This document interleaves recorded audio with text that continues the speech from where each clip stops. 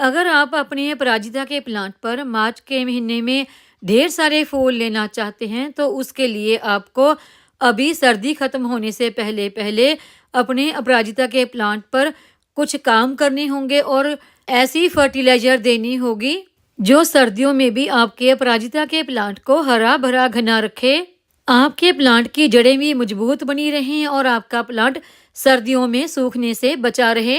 वो फर्टिलाइजर कौन सी है और उसे हमने अपने अपराजिता के प्लांट पर कैसे इस्तेमाल करना है, कितना इस्तेमाल करना है, आज की हमारी वीडियो इसी के बारे में होने वाली है। नमस्कार दोस्तों, मेरे चैनल पर आप सबका स्वागत है। सर्दियां शुरू होते ही देखिए अपराजिता के पौधे की पत्तियां पीली होने लगती हैं, तो ये एक आम सी बात है। जितने भी हमारे गार्डन में लगे परमानेंट प्लांट होते हैं उन सभी की पत्तियां सर्दियों में पीली होने लगती हैं और गिरने लग जाती हैं, क्योंकि ये सारे ही प्लांट गर्मियों के प्लांट होते हैं। तो इसलिए सर्दियां आते ही ये प्लांट धीरे धीरे डोरमेंसी में जाने लगते हैं।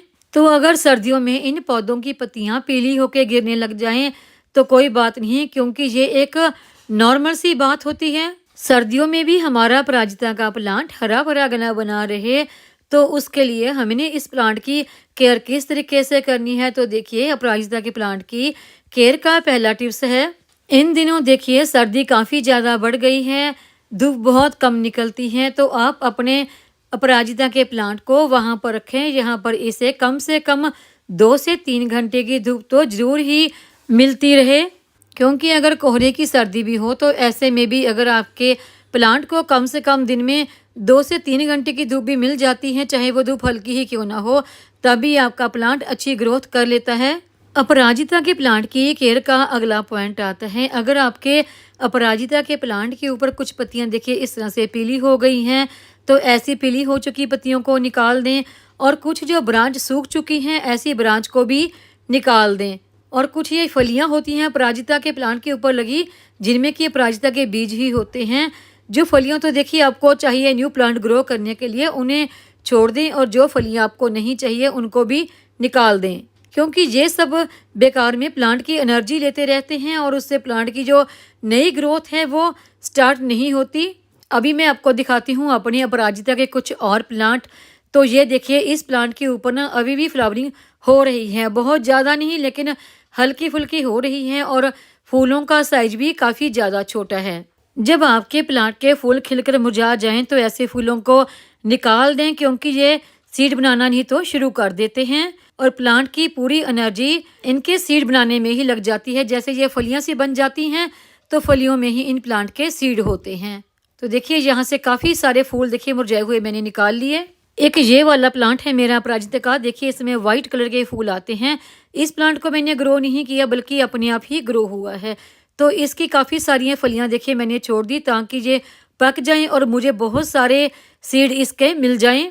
और अगला पॉइंट आता है कि सर्दियों में अपराजिता के प्लांट पर जो अगला काम आपने करना है वो ये है कि हर हफ्ता 10 दिन के बाद आप अपने अपराजिता के प्लांट की अच्छी तरह से गुड़ाई जरूर करते रहें। गुड़ाई करने का फ़ायदा ये होता है कि जो हमारे गमले की मिट्टी में मॉइस्चर होता है वो थोड़ा सूखता रहता है और प्लांट की रूट तक धूप और एयर दोनों पहुंचते हैं, जिससे हमारे प्लांट में फंगस नहीं लगता।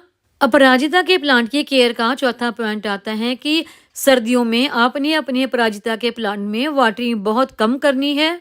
बस आपके गमले की मिट्टी में मॉइस्चर बना रहे इतना ही पानी काफ़ी है। जब आपके गमले की मिट्टी ऊपर से सूख जाए तो थोड़ा सा गुड़ाई करके देखें। अगर गुड़ाई करने के बाद मिट्टी सूखी है तभी वाटरिंग करें, मिट्टी में मॉइस्चर है तो वाटरिंग ना करें, क्योंकि जितने भी हमारे परमानेंट प्लांट हैं जब सर्दी बढ़ जाती है तो उनकी रूट थोड़ा सा वर्क करना स्लो कर देती है, और ऊपर से अगर आप उसमें ओवर वाटरिंग कर देते हैं तो ओवर वाटरिंग की वजह से प्लांट की जो रूट है वो सड़ने लगती है और प्लांट में फंगस लगने लग जाता है, जिसकी वजह से प्लांट ख़त्म हमारा हो जाता है। और अगला पॉइंट आता है कि सर्दियों में प्लांट की अच्छी ग्रोथ के लिए हमने इसे कौन सी खाद देनी है। ज़्यादा सर्दी की वजह से हमारे जितने भी परमानेंट प्लांट हैं उनकी जो रूट है वो कमज़ोर हो जाती है, तो उसके लिए उन्हें फास्फोरस से भरपूर फर्टिलाइज़र की ज़रूरत होती है।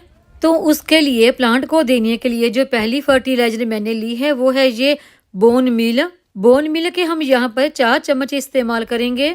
बोन मील में 3% नाइट्रोजन और 15% फास्फोरस पाया जाता है और इसमें कैल्शियम भी पाया जाता है। अगर आप अपने पौधों पर बोन मील का इस्तेमाल नहीं करना चाहते क्योंकि बोन मील हड्डियों का चूरा ही होता है, तो उसकी जगह पर आप रॉक फास्फेट जो चौक आते हैं उसका या फिर दूध का इस्तेमाल भी कर सकते हैं। बोन मील का पौधों पर इस्तेमाल करने से पौधों की रूट मजबूत होती हैं और पौधों पर अच्छी फ्लावरिंग आती है और जो फूल आते हैं वो लंबे समय तक पौधों पर टिके रहते हैं।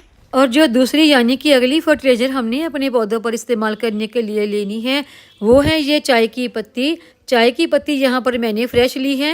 चाय की पत्ती का मैंने 1 चम्मच लिया है। अगर आप इस्तेमाल की गई चाय की पत्ती ले रहे हैं तो उसके आप 2 चम्मच ले सकते हैं।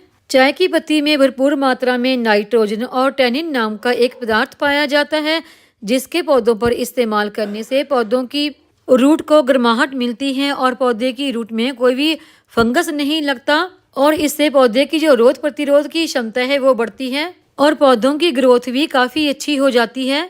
और इसके अलावा जो तीसरी और फर्टिलाइज़र हमने लेनी है वो हमने अपनी किचन से ही लेनी है और वो है ये 1 चम्मच हल्दी पाउडर, क्योंकि हल्दी में protein, iron, vitamin C, potassium के साथ साथ एंटी फंगल, एंटी बैक्टीरियल गुण भी पाए जाते हैं। हल्दी पाउडर का इस्तेमाल जब हम अपने प्लांट की मिट्टी में करते हैं तो इससे हमारे प्लांट की रूट में कोई भी फंगस नहीं लगती और सर्दियों में तो ये हल्दी हमारे पौधों की ग्रोथ के लिए भी अच्छी है। और अगर ओवर वाटरिंग की वजह से या फिर बहुत ज़्यादा कोहरे की वजह से या किसी फंगस की वजह से हमारे प्लांट खराब हो रहे होते हैं तो उससे भी हल्दी हमारे प्लांट को बचाती है। फर्टिलाइज़र देने के बाद इसे मिट्टी से कर देंगे अच्छी तरह से कवर। फर्टिलाइज़र देने के बाद देखिए वाटरिंग करनी होती है। मेरे गमले की मिट्टी पहले से ही थोड़ी सी गीली है बारिश की वजह से, तो मैं इसमें वाटरिंग नहीं करूँगी।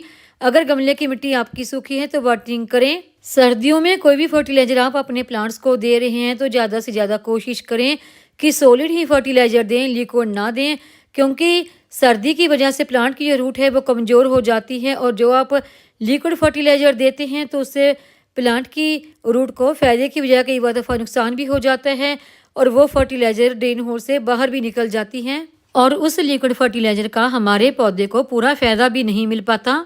और ये जो हमने सॉलिड फर्टिलाइज़र दी है, हमारे गमले की मिट्टी पहले से ही थोड़ी सी गीली है तो ये प्लांट की रूट जो है धीरे धीरे इस फर्टिलाइज़र को लेती रहती है और रूट स्ट्रॉन्ग बनी रहती है। अगर आप बोन मील फर्टिलाइज़र का अपने पौधों पर इस्तेमाल नहीं करना चाहते तो उसकी जगह पर आप 4 चम्मच के आसपास दूध ले लें और उसमें आधा चम्मच हल्दी और 1 चम्मच चाय पत्ती का डालकर पानी से गिलास को पूरा भर के अच्छी तरह से मिक्स करके अपने प्लांट की रूट में दे सकते हैं। इस फर्टिलाइज़र को आप हर 15 से 20 दिन के बाद अपने अपराजिता के पौधों पर दोबारा भी रिपीट कर सकते हैं।